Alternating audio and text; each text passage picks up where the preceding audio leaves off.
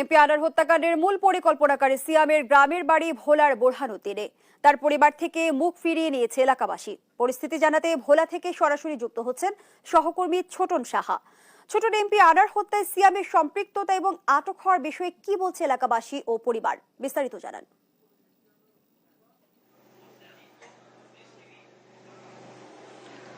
জুই, যেমনটি বলছিলেন, এমপি আনার হত্যাকাণ্ডের যে পরিকল্পনাকারী তার বাসা কিন্তু ভোলার বোরহানুদ্দিনে।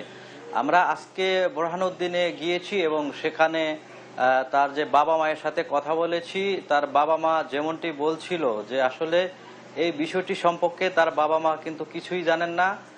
তবে তার বাবা মাকে সিয়াম বলেছিল যে তিনি অফিসের কাজে নেপাল যাচ্ছেন, এমনটি শুধু বলেছিল। এবং গত 25 মে থেকে কিন্তু ছেলের সাথে তাদের আর কোনো যোগাযোগ হয়নি। এবং আমরা প্রশ্ন করেছি যে আপনার ছেলে যেহেতু শেখ রাসেল ক্রীড়া চক্রে চাকরি করত, তো এরপরে কি চাকরিতে অংশগ্রহণ করেছে সেই বিষয়টি সম্পর্কে তারা জানে না। তবে সিয়াম তার বাবা মাকে বলেছে যে তিনি একটি চাকরি করছেন, ঢাকাতে অবস্থান করছেন, এমনটি বলছিল। এবং এই যে গত ঈদের সময় কিন্তু তিনি ঈদের আগে কিন্তু গ্রামের বাসাও কিন্তু এসেছিলেন।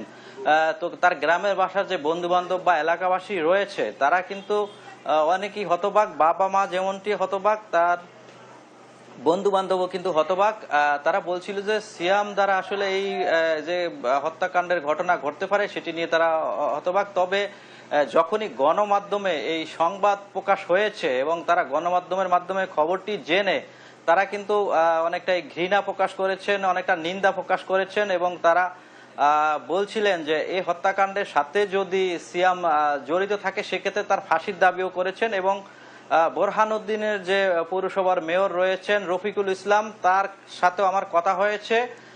তিনি বলছিলেন যে এটি একটি কলঙ্কের অধ্যায়, কারণ একজন সংসদ সদস্যকে হত্যা করা তার যে এলাকার জন্য একটি কলঙ্ক। এবং এই আসামিকে যাতে দৃষ্টান্তমূলক শাস্তি দেওয়া হয় সেই দাবিটিও কিন্তু তুলেছেন। এবং স্থানীয় যে প্রশাসন রয়েছে তাদের সাথেও আমি কথা বলেছি। তারা যেমনটি বলছিল যে তার নামে ভোলাতে বা অন্য কোথাও কোনো মামলা রয়েছে কিনা বা কোনো অপরাধের সাথে তিনি সংশ্লিষ্ট রয়েছেন কিনা সেই বিষয়টিও কিন্তু তারা তদন্ত করছে।